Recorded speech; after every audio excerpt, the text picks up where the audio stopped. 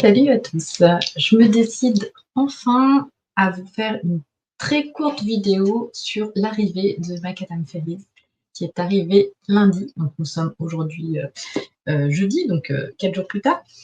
Ça va être très rapide parce que évidemment j'ai pas fini de lire, vous en doutez, j'ai quand même un petit peu avancé, mais au moins pour vous présenter le matériel qui a été dans le pledge. Donc là ce que vous voyez c'est le livre de base, ici, qui était livré avec le guide des fugueurs.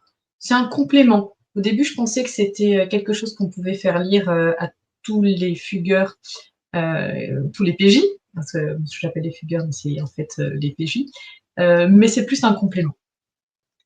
Le recueil de scénarios que je vous mets là, avec pas mal de petits scénarios à l'intérieur, prévus pour 1, 2, voire 3 soirées à chaque fois. Donc il y en a 1, 2, 3, 4, 5, 6, 7, 8, 9 scénarios à l'intérieur, donc comme je dis, certains plus longs que d'autres. Et l'écran avec son petit livret. L'écran que voici au format donc paysage en 3 volets et les aides de jeu à l'intérieur, bien évidemment. Ainsi que son livret qui est un scénario. Je vais maintenant un peu plus vous détailler les produits. Je vais reprendre le livre de base,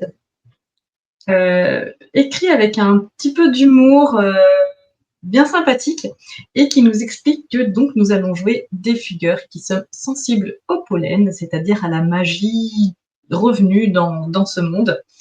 Macadam Feliz est inspiré pas mal de Skaze. Alors moi, Skaze, c'est un jeu que j'adorais, j'ai adoré jouer à l'époque.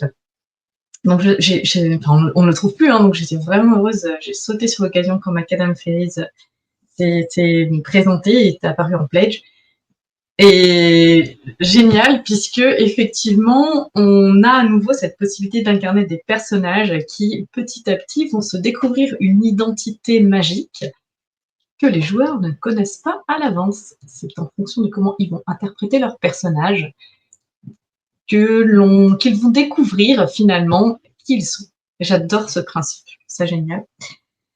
Ce que je peux quand même reprocher un peu à ce livre de base, c'est qu'au niveau de la maquette, après c'est assez facile à lire, c'est équilibré, sauf que là, vous voyez là, il n'y a pas de marge à l'intérieur là. D'un côté oui, de l'autre côté non, on est obligé de faire comme ça pour lire.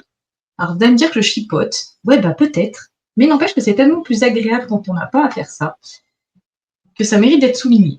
Voilà. Qu'à ce niveau-là, c'est vrai que ça aurait été cool qu'on améliore. Après, c'est sûr que ça aurait fait un livre un petit peu plus conséquent, je dis pas, mais ça aurait été un peu plus agréable aussi.